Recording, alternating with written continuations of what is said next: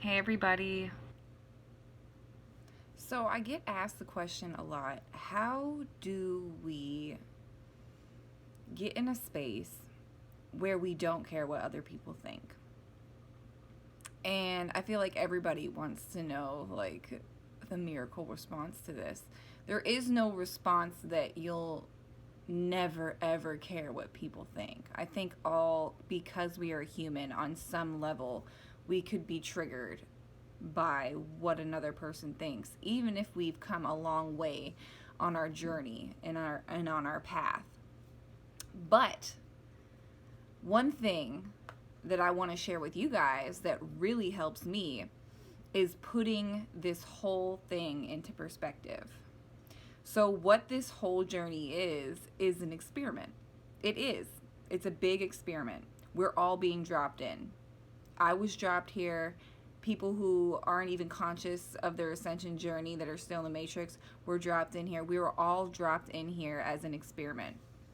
And if you look at it from that perception and you say, okay, this is like a video game, and I got dropped into this video game, and the goal is to remember everything that I forgot, my past lives, everything that I forgot about who I am. Because the goal is to know yourself, is to become one with everything. And so when we recognize this and we can see life as a video game, and then someone triggers you and you don't want to care what they think, you don't want to care about their opinion, think of them as a character that's dropped into this video game too. And they're on the same mission that you are. We're all on the same mission to know ourselves. So because they're just this character and you have this mission, if you're playing a video game, you're not going to think, I wonder what this other character thinks while I'm going about my journey. No, you're not going to think about that. You're just going to be focused on becoming your best self, because that's the goal. You're going to be focused on coming to the next level spiritually. You're going to be focused on raising your vibration. And if that person is triggering you, then you're not focused on that. You're focused on your mental. Your mental tries to take, your mind will try to take over and lead the journey. If you don't follow your intuition, your mind takes over and you're running these thoughts through your mind. You're running, what does this person think about my decision to stay in my marriage or leave my marriage, or stay in my job or leave my job? All these huge things, we care about what people think or how our actions will affect other people's emotions. But what we have to realize is that other people's emotions are their own responsibility.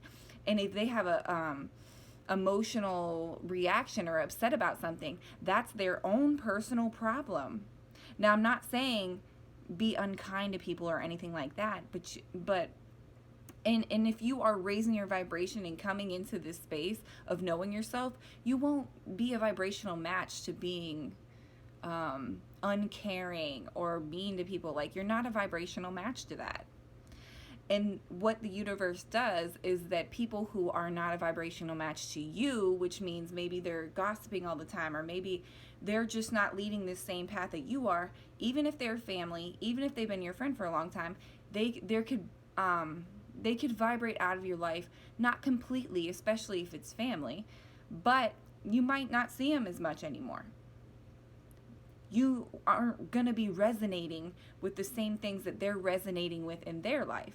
You're just not a vibrational match, and that's okay. It doesn't mean you have to erase this person who's been your best friend since childhood out of your life. But you'll learn how to navigate the situation in a healthier way. You probably won't see them as much. Maybe you'll communicate in a different way. Maybe somebody randomly moves. Like, nothing is coincidence. Things like that happen for a reason. So if we visualize our life, if we can remember to do this little trick, whenever something triggers us, be like, okay, this is me in my video game. I'm trying to get to the next level. I'm trying to get 4D, 5D, whatever. But we're not really trying, we're flowing, because our ascension is natural. But if you think about people triggering you, focus on the mission. The mission is becoming our best selves. So focus on this mission whenever something triggers you. How can I perceive this situation so it will serve my highest good? How can I handle this situation so it will serve my highest good? How can I rip off a Band-Aid? That's like one of my favorite analogies, because a lot of people will sugarcoat things for people.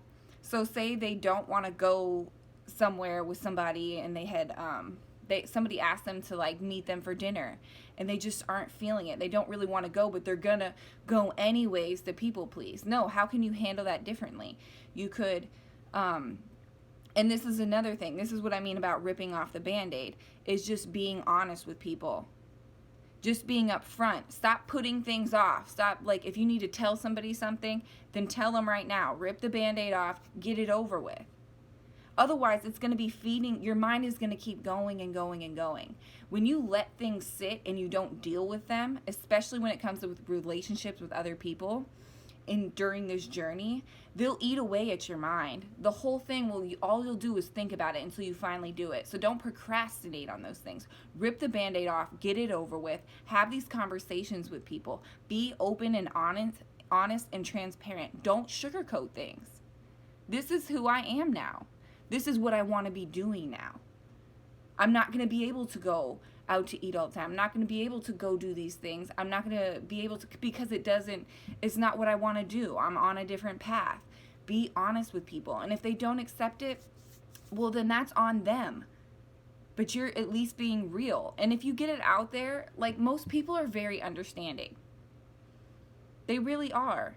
And if they're not, well, then I'm not sure how good of a fit they are for your life to begin with, because you're not a vibrational match to that. That's what I really realized in the beginning of my journey, is when you're like purging all the big stuff, you have to have these uncomfortable conversations. You have to make these decisions that make you uncomfortable, because we're sitting in our comfort zone with the ego. The ego is trying to keep us safe, but our higher self is trying to help us evolve and raise our vibration. And if we can get out of our safety net with the ego, we're able to follow our intuition, because the ego is going to keep us in our head.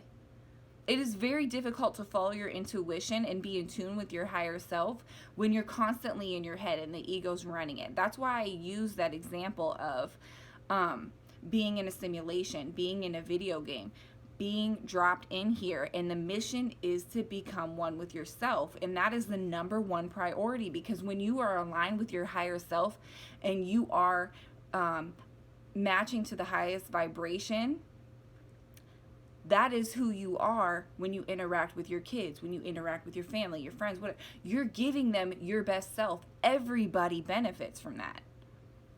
But when we put people ahead of ourselves, we think that we're helping them, but we're hindering them. By helping them is being the best possible person that we can be. Being so in tune that it's easy to follow your intuition. It'll tell you where to go next. And trust me, a lot of these people are going to completely drop out of your life. Not everybody's going to drop out of your life just because they're not on this spiritual journey that you're on. Some people are always going to be in your life, and you're always just going to have to accept them for who they are and what they believe, and they'll do the same. Because just because somebody's not on a spiritual journey doesn't mean they can't accept you and the fact that you believe something different from you. It doesn't, just because they're not on this spiritual journey doesn't mean they can't be a part of your life. Like, we're supposed to be out there being an example, shining our light. The best thing you can do for the universe in this shift and why we came here is express yourself and be an example for everybody else. And nobody's going to fit into one box. Not everybody is like, okay, this is the written out example of what a light worker looks like. No. We're all so diverse and different, and even in the twin flame dynamic, so diverse and different, because we're supposed to show people how it's being yourself, being unique, having your own connection with source. No person is going to be like the next person. Like religion, a lot of times tries to fit people in a box. They have a set of rules, and we're all supposed to follow these rules, and it's just like everybody looks the same. No. As soon as we group people into a box, and these people are in this box, and they're judging this person, this group of people is judging that group of people, It creates division. It's that duality when we're all one. So if we all what I mean by come together is if we all tap into our higher self, and we're expressing our unique individual selves as authentically as we possibly can, that is so beautiful. And it shows how we all are connected. And it's not because we're part of a group or following a bunch of rules. It's because we're all tapped into source. And there's another thing. When we start this journey, a lot of times people will try to force it. They'll try to force their Kundalini awakening. They'll get online, they'll look up all the yoga poses, and they'll see the Kundalini diets. I mean, there's everything out there. Your higher self will lead you to what you need when you're ready for it. Your body will not, you're not going to awaken your Kundalini until your body is ready. So you can do as much yoga and stuff as you want, and do the diets and do the pressure, acupuncture. There's a million ways that people try to stimulate the Kundalini energy. And guess what? It's going to happen in divine timing, when it's meant to happen. You probably planned when it was going to happen before you even came in here. So you can try to force it as much as you want, but it's not going to happen until it's supposed to happen. So if you can just be in the moment, if you could just stop thinking so much, the universe and your higher self is going to bring the information that you need when you need it to evolve, to reach the next level. You reach this vibration, okay, you're going to get the tools that you need to evolve from there. And then you reach the next vibration, and then they're going to bring in some new tools that you need to evolve, whether it's how you eat, exercise, how you, different creative things that can come into your life. I mean, it's a million things. Information from YouTube channels. Your intuition will lead you wherever you need to be, wherever you need to go, whoever you need to talk to. It will come in divine timing. It'll just, boop, it's an idea now. Even when I did my past life regression, I was ready for that. I have not done another one since because my higher self hasn't told me to. And I know I'm probably going to do so many different types of meditations and all types of stuff. But I only do those things when I'm divinely guided. You'll know. Just start talking to yourself, talking to your higher self. Start having these conversations. Start accepting the signs for what they are and not brushing them off.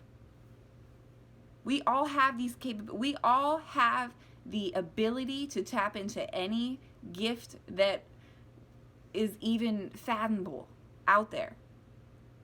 But we have this disbelief in ourselves. Like, we don't see it happening right now, so it's not there. It is there. Everything is right there. Everything is right here. We just have to, first of all, it's belief. We have to switch our belief systems. You have to start using your imagination and really working with it. Really being like, okay, anything that you can imagine is real. You have to believe that. And then you can go from having visions, and then your communication will expand. You'll start having experiences with your spirit guides. But it starts from shedding this belief system, opening your heart up to this new belief system, shedding this old belief system that I don't believe those things are possible, opening your heart up to what is possible, which is anything. Anything is possible. But yeah, so don't force it. I mean, you can do whatever you want. It's your free will. I don't like when people use the word don't, and I try to not use it as much, but yeah. You have to, it's just like, I've been in those spaces where I was like, ooh, Kundalini awakening, I want to experience that. So I get online and watch a million YouTube videos on it, and that's great. Now I know a lot more about the Kundalini. But I also know that when you prematurely awaken your Kundalini, it can be very detrimental. Especially if you haven't even come at all on your spiritual journey, and then you go out and do some psychedelics or something and prematurely awaken that Kundalini energy. Your body isn't ready for it. But honestly, I feel like, just like I said, your Kundalini is going to happen when it's supposed to. I feel like the people who do prematurely prematurely awaken the Kundalini are supposed to have, so they can be an example to others. Like, this is what, you're going to experience. I feel like everything is divine timing. So even if it happens prematurely, it was divine. But my point is like, don't waste all your energy trying to activate something that's not ready yet. Don't waste all your time and energy researching a million things that are in your head instead of listening to your intuition, because they're going to tell you exactly what you need to be focused on. And sometimes it's absolutely nothing. It's just self-care. It's just salt baths. It's just meditation. It's just chilling, because you need to integrate energy as you evolve from one frequency to the next. We have to integrate too. We stop trying to push yourself too much. And I'm guilty of this just as anyone else. Tap in, just be. I know it's not always the easiest thing to do, especially when you're going through the beginning of your spiritual awakening and you're having to make huge life changes. Those transitions are crazy, and you will be in your head.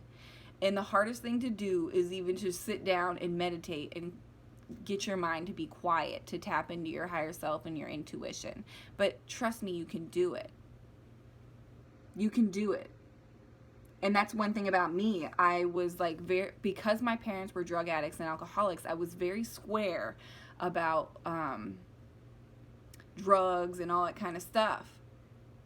Very square about it. And so I had literally never done a drug, except for when I turned 27, my brother begged me to smoke some weed with him. And I did, because I wanted to experience for myself. And it actually triggered my spiritual awakening. I literally had never even been drunk before. I still to this day have never been drunk. And I'm not a drinker or anything, because I saw what my parents went through and I was like, that is not going to be me.